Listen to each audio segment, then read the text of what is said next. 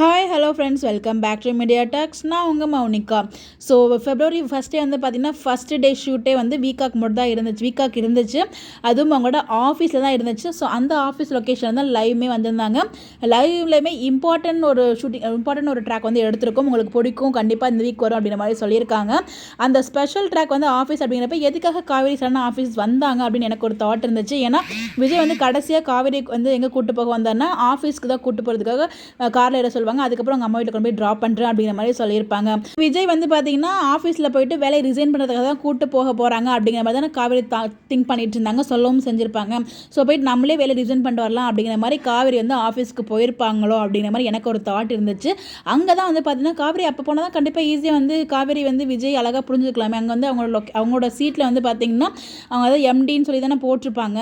கண்டிப்பாக அவங்க வந்து வேலையை ரிசைன் பண்ணும்போது அவங்களோட லொக்கேஷனுக்கு போக மாட்டாங்களா இருக்கும் இருந்தால் அப்படின்னு கேஸ் இந்த மாதிரி ரீசனால் அங்கே போயிருந்தாங்க அப்படின்னா அவங்களோட கேபினுக்கு அவங்க போகிற மாதிரி ட்ராக் இருக்காது. ஏன்னா இதெல்லாமே வாலண்டியராக வந்து ஃபுல் அண்ட் ஃபுல் ரெண்டு பேரும் செப்பரேஷனாக கொண்டு போகணும் அப்படிங்கிறதுக்காக தான் ட்ராக்கே கொண்டு போயிட்டு இருக்காங்க. அதனால் வந்து அங்கே ரூம்குள்ளே போகாமலே வந்து இங்கே ரிசைன் பண்ணுற மாதிரி போயிருக்கும்.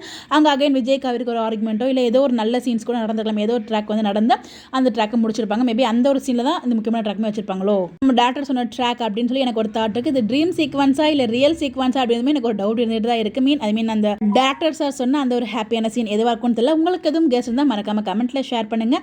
ஸோ நீங்கள் என்ன நினைக்கிறீங்க, எதுக்காக காவேரி வந்து ஆஃபீஸ்க்கு போயிருப்பாங்க? உங்களுடைய கருத்தையும் கமெண்ட்டில் சொல்லுங்கள். இந்த மாதிரி எப்படி தெரிஞ்சுக்க நம்மளோட சேனலை ஃபாலோ பண்ணிக்கோங்க. Bye by.